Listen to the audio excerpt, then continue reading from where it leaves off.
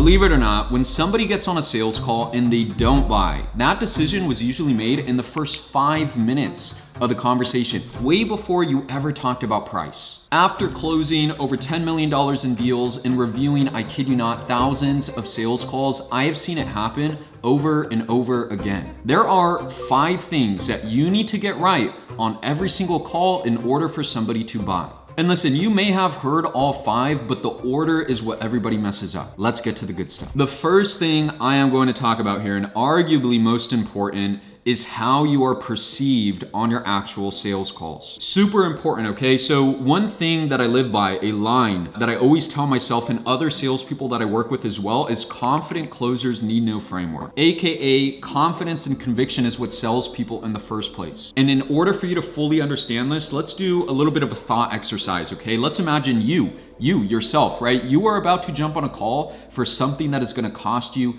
$10,000. Now, I'm not talking about fake money here. I'm talking about your hard-earned cash. $10,000 is gonna be transferred out of your account today. And if you don't have the money, that means you're gonna take out a loan or be willing to go negative in your account to invest into this product. Now, before that call, before that investment, what are the type of feelings you're gonna experience, right? I know for me, even now, right, I'm gonna be a little bit unsure. I'm gonna be a little bit concerned, and overall just wanting to make sure that I'm making the right decision and the right investment for myself. Now, let's imagine you're jumping on the call now. We're live, right? 45-minute conversation. What are you looking for from the salesperson, sales guy, sales girl? Are you looking for someone that has the best tactics, the best frameworks, and the best lines of questioning? Or are you looking for the person who is just balls to the walls confident that purchasing their product is gonna be the best decision and best investment that you have ever made? It's an easy answer, right? And it's because confidence and conviction sells. At the end of the day, I could get on a call with somebody, a sales guy or sales girl, and they could have the best frameworks and techniques in the world, but if I sense a little bit of lack of confidence in what they could deliver and how they could help me, I am not gonna buy. On the flip side, I could jump on a call with somebody who just chats their way throughout the entire call, but if they are confident as hell that this will be the best decision I've made, it is really easy for me to make a decision. And it's because all sales is a transference of energy and a transference of conviction. And that's what people are looking for on a call. And so all these other frameworks I'm about to talk about today, they will not help you if you lack confidence in yourself and in your product. So how the hell do you build this confidence? Super simple, okay? You may have heard the Hormozy line that you need that undeniable stack of proof that you are who you say you are. What a lot of people have a misconception on is they think that proof needs to be in their industry. AKA, if you're in sales, your undeniable stack of proof needs to be $10 million cash collected. And it's just not true, right? Where your confidence needs to come from is your own life experience. You know your story better than me, but I could guarantee you that you have done much harder things in your life than sales. You have overcome adversity. You have been through tough times and made it out to the other side. And those are the constant reminders that you need to tell yourself on a daily basis that's gonna build that confidence and conviction before each call that you take. And hey, eventually you'll have that proof of millions of dollars cash collected, and that'll help too, but still, you need the proof from your own life experience. Now, the second thing that'll really help your confidence on calls is alignment with yourself outside of work. I see this too many times, where I see a salesperson go through a sales slump, whether it's a team I manage or a rep that I'm training. We meet together and I ask like, hey, what's going on in your personal life? And whether it's something good or bad, it's almost always, what's causing the sales slump is just an overall lack of alignment. They got into sales because they had this big why, this big vision, these things that they want to accomplish, and now they're 6 months in and they forgot about all of that. They're not going to the gym anymore. They're not prioritizing the things that are important to them. They're putting off family, putting off their kids, all to just work more and close more deals. And it ends up having the opposite effect. And so an exercise that I do with myself periodically and that'll have other sales reps do as well is to take a piece of paper, take a pen, spend 5 minutes, close your eyes, and write down all the things that you want to get done on a daily basis that would get you 1% better every single day. Implement that stuff into your calendar and actually do it. Because how the hell are you going to have a sales call with someone and talk about their goals and their vision and ask them challenging questions if they're aligned on the right path or whatever it is, right? But you can't even do that with yourself. Now, the last thing I want to go over here is being convicted in the offer that you're selling. And I'm going to keep this really short because a lot of people confuse conviction in your offer. I've had people tell me like, hey Alex, like, dude, how am I supposed to believe in the offer when I'm not even sure if my product will really change their life or not. I know it does it for some people, but I'm not sure based off the current situation. And a simple reframe will fix that mindset, right?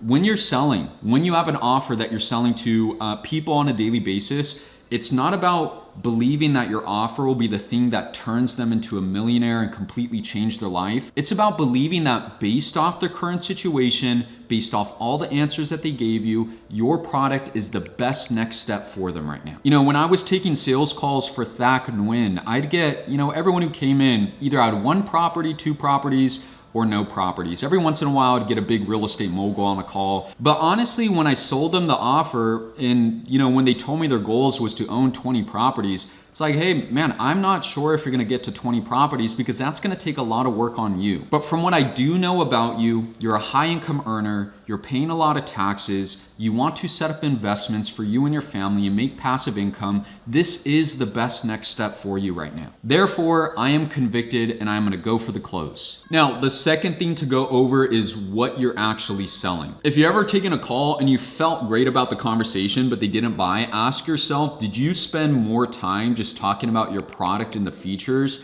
or talking about how that product actually connects with solving their goals and their problems? Meaning, your job isn't to sell the steak, it's to sell the sizzle of the steak. Or in other words, stop selling the features, sell the solution. Most salespeople spend the entire sales call just talking about the offer. They go over what's included, how it works, and how fast it gets results. But while you're doing that, your prospect is sitting there and wondering, wonder if this actually will be able to solve my problem and help me reach my goal. That is all they care about, right? You are supposed to sell the gap, the bridge of where they're at now and where they want to go. So yes, your discovery does need to be in depth because that's what's gonna give you all the ammunition that you need in the call and see if they're a good fit and worth pitching in the first place. But when you go to your pitch, your job isn't to feature dump on them everything that's included within your product. Your job is to connect each feature to how it's gonna solve a specific problem or help them reach a specific goal that they already told you they have. And I do this by using the PFS framework, right? Problem, feature, solution. And the way it works is whenever I pitch a call or pitch a product on a sales call,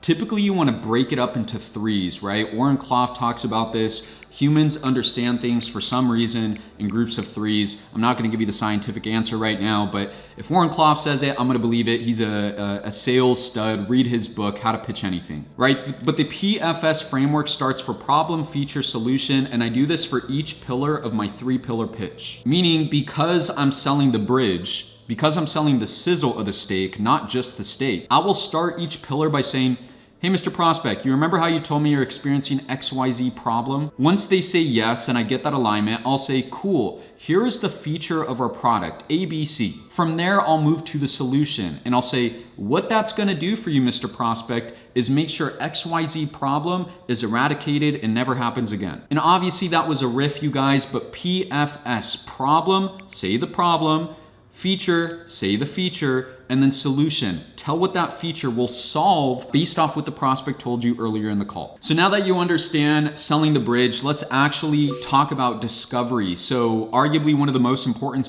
pieces of your sales calls where you're asking questions to find out where the prospect wants to go and what's stopping them from getting there. The mistake that most people make is that they pitch way too early. Meaning the prospect says they have a problem, you get excited because you know your product could solve it, and so you start pitching way too early. Within 5 to 10 minutes of the conversation, it's like, hey, you're either mini pitching and listing out random features and how to help them, or you just move into the pitch entirely. And the second that you do that, their guards go up, right? They wonder if you're on the call to actually help them or if it's just to sell them your product. And hear me out here. Think about the last time you went to the doctor, right? And the last time they prescribed you something. Now, let's say when you go to the doctors, you got something crazy going on, right? You're coughing up blood. Oh no, crazy, right? Why would you be coughing up blood? Now, would the doctor just automatically hear your coughing blood and say, hey, this is what you need to buy this? Or would they ask you a line of questioning to really identify what's going wrong before they prescribe you any type of product? And it's a self-explanatory answer, right? They never just prescribe you anything. They ask you a huge list of questions. They listen to what you're saying. How long have you been coughing blood? Do you smoke? Do you drink? How's it making you feel? Does it hurt? What color's the blood? How often is this happening? Maybe they run a few tests on you, and then they tell you what's wrong and how to fix it. You want to sell in the exact same way. And you could tell if you're doing discovery right is if the prospect is doing most of the talking. A lot of these call recording features, like Fathom, for example, it will show you talk time, meaning it'll tell you, okay, you spoke 70% of the time and the prospect spoke 30% of the time. The sweet spot that you want to find on your sales calls by using those call features is it should be 80-20 or 70-30, meaning the prospect is speaking about 70% of the time and you as the salesperson is only speaking 30%. Your job is to listen, not to rant. There are 5 boxes that you need to check off on every single discovery section of your sales calls, and do this in exact order. First is the pain. And when I say pain, I mean the true pain, not the surface level answer. Find out the problem and find out how it's affecting their current life or their current business at this very moment. The second thing we need to find is the trigger, AKA why now? Something happened that made them book that conversation and want to solve this problem today. Maybe they missed a target, maybe a big client walked out the door. You need to find it because that reason is what will make them buy now rather than later. Third is the ROI. Make the math make sense live on the call. Let's say, for example, your offer is gonna help them make an additional $20,000 a month, but it only costs $5,000. Say that on the call when you pitch your product and say the price. If they never see the numbers, they'll never have real urgency. Fourth is what they've tried to fix this problem and what they feel like they need in order to solve this and reach their goals. Remember, you're only having, typically a 1 or 2 call close. You're spending maybe 2 hours with the prospect at most. With a 45-minute to a 2-hour long conversation, it is extremely difficult to convince somebody to solve a problem that they don't think they have. You need to sell to their needs and their wants, not the other way around. Now, number 5 is arguably one of the most important, which is tie downs and temp checks. Now, this is how you eradicate objections in the first place. I'm gonna ask tie down questions to ensure commitment to solve their problem and reach their goals today, and also ask tie down questions to make sure that they'd be ready to commit and purchase and start working with our team today. One of my favorite questions that I ask on every call is super simple. It's just asking, hey, based off everything that you heard, if you feel like this is what you need to solve your problems and reach your goals, would you be ready to move forward with our team today? That is my temp check. Before I move to the pitch in the first place, I'd rather hear objections ahead of time rather than when I drop price and need to fight an uphill battle. And again, I will ask, damn near the same thing right after the pitch, but at this point, they've already heard about the product. So I will ask, hey, you just heard me break down everything. Do you feel like this is what you need to solve X problem and reach XYZ goal? The reason why I do that is because I want to make sure there's alignment with my offer, but I also want to hear them say any objections before I go for the close. Now, let's say you run a clean discovery, but the deal does not close on the spot. This is where most of the money gets thrown away, because a lot of those deals could still close if you do this next part right. And that part is your follow-up game. Listen, my follow-up used to be trash until I met with a buddy of mine who was selling as well. This was in like 2022. His name's Temple Naylor. And he taught me about using a reoffer as a follow-up tactic. Most salespeople use your generic follow-up, hey, checking in. Hey, did you make a decision on this? Hey, just, checking in, did you solve that problem and reach that goal? And they kind of leave it at that. Very corny, very cheesy follow-up. They know what you're doing. And there's a much better way to do it. And that is called a reoffer. So next time you need to follow up with the prospect, I want you to send these exact text messages. Hey, name. Hope all is well, send. I spoke with the team about the conversation that we had the other day. I know you were super committed on solving XYZ problem and reaching ABC goal, but there was just a few things holding you back. Send. Next, what I'll say is, listen, our team is really focused right now on building strong testimonials, and we need people just like you in order to keep creating stellar results. So I was able to negotiate a bit of a discounted rate for yourself if you want to jump on a call and talk about it. Send. Now, typically when I send this, I'll send it usually 48 hours after I have the conversation with the lead and don't close the deal, because I want to catch them when our offer is still top of mind. And it's called a re-offer. Most online-based offers that you sell has some type of financing options or a discount that you could give or a better payment plan. And all you need to do is bait and hook them with that re-offer or a bit of a discounted rate get them back on a call and get the deal closed. The people who were right there on the line but didn't buy, they'll bite on this reoffer and you'll be able to close the deal. Doing reoffers changed the game for me, and I was able to collect a lot more cash in my pipeline aside from just the deals I was able to close on the call and forgot about them after that conversation. And you could also do this at the end of the month as well. This is how I was originally taught, is to send that message at the end of the month and basically say the exact same thing. The only nuance that I'd say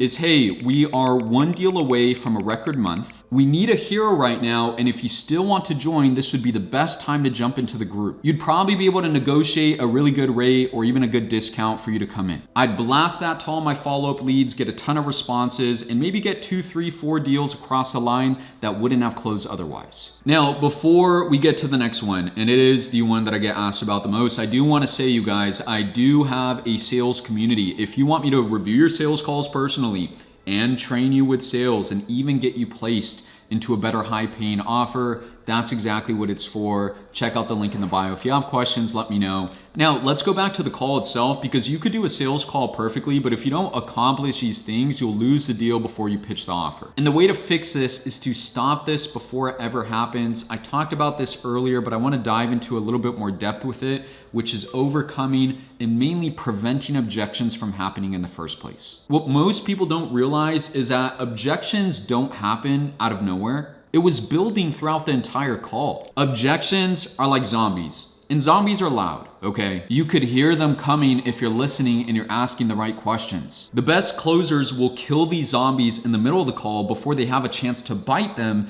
at the end of the call. So let's say you're on a sales call and a prospect mentions they have tried and purchased something similar in the past, but it didn't really work for them. I mean, that is a zombie, right? If you ignore that and you get to the end of the call, pitch and drop price, there is a very, very strong chance they will give you the dreaded, I need to think about it. Let me put some time into this. Could I get back to you in a couple days? Instead, you need to deal with that objection the second that you hear it. Ask them what they feel like went wrong, what was missing from the product that they purchased that would have made it a successful experience for them. Lastly, put the responsibility back on them. A question that I always ask for somebody who got burnt in the past is, hey, is this a case of, you literally spent money on something and they just disappeared? Or more so, did you maybe buy something and you just weren't fully committed to the process to see it all the way through? Once they answer those questions, I always ask my tie downs. If they tell me, Alex, listen, it was a little bit of both, like they didn't take my money and run away, but I feel like they could have held my hand a lot more. And, at the end of the day, I guess I could have been more committed. I am immediately going to follow up with, listen, we are going to need the same thing for you. I need your utmost and upfront commitment in order for you to succeed. So why are you committed to make this change today? Once they answer, I'm going to follow up with, okay, and you mentioned that, that product that you purchased was missing ABC just a moment ago. If we could give you those things, would you be ready to make a decision and move forward with our team today? When you receive an objection in the discovery section of your call, something that you need to pre-handle, all you need to do is ask more questions about it, reframe the objection, and then ask a tie down. Meaning I am gonna ask them for additional context on the objection, meaning like, hey, what do you mean you didn't get results? From there, I'm gonna ask a reframe-based question where I'm saying, hey, do you really think it's because they took your money and ran away, or was it because you didn't do your part? And side note, a reframe is just getting somebody to have a different perspective on the current situation. That is it. They see an apple, but I ask them the right questions so that they can now see it's really an orange. From there, after my reframe, I ask a tie down. Meaning I'll say, cool, listen man, I appreciate you being transparent with me, but we need your commitment too. Are you ready to commit what it takes? That way you could see your goal through and reach the destination you want to get to. Once they say yes, I exit out and I kill that zombie and I move on to the next point of the conversation. Now, what I will say is, people aren't always just going to give you the zombies. You need to ask the right questions to get the zombies in the first place. For example, I can't expect every single prospect to just tell me, oh yeah, Alex, I bought something in the past and it didn't work for me. I need to ask the question, hey, what have you done to try and solve this problem already? Same thing with the partner objection, right? I can't just expect a grown-ass man on a sales call or a woman to say, hey, Alex, by the way, I'm gonna have to speak with my wife about this, in order for me to make a decision. I need to ask the question and say, hey, by the way, Mr. Prospect, for you to move forward today, does anyone else need to be involved in this conversation? Or maybe it's the fear objection, right? We have somebody who is maybe afraid to invest money and to spend a large amount, maybe because they've never done it before. I am simply gonna ask in my sales call, Hey man, by the way, you're pretty new to this. We have so many people that come into the group or come into our program and brand new to it, they succeed as well, but a lot of them experience like some sort of fear before going this direction and purchasing real estate properties. Have you experienced that as well? I'm looking for the zombies. That way they could explain where the zombies are coming from. I could then move to reframing their perspective on the zombie. And then finally, I could ask a tie down to officially kill it. So remember those steps. If you're trying to pre-handle objections, number one, this makes a lot more sense when you're on an actual offer, because then you start receiving objections and understanding, okay, this is what I'm gonna have to pre-handle for the avatars that I speak with. But the steps are to ask the right questions to see if there's a zombie. From there, you ask additional context on the zombie. We then need to reframe the perspective through asking a good question and then ask a tie down to officially eradicate it. I mean, none of this is complicated, okay? Sales is just a conversation between a person who has a problem and a person who could solve it. So to make the most out of this video, I need you to promise something. Run all 5 of these on your very next sales call, even if it feels a little bit uncomfortable. And remember, confidence sells more than anything. These work. I've seen them work for me. I've seen them work for other people that I've helped make,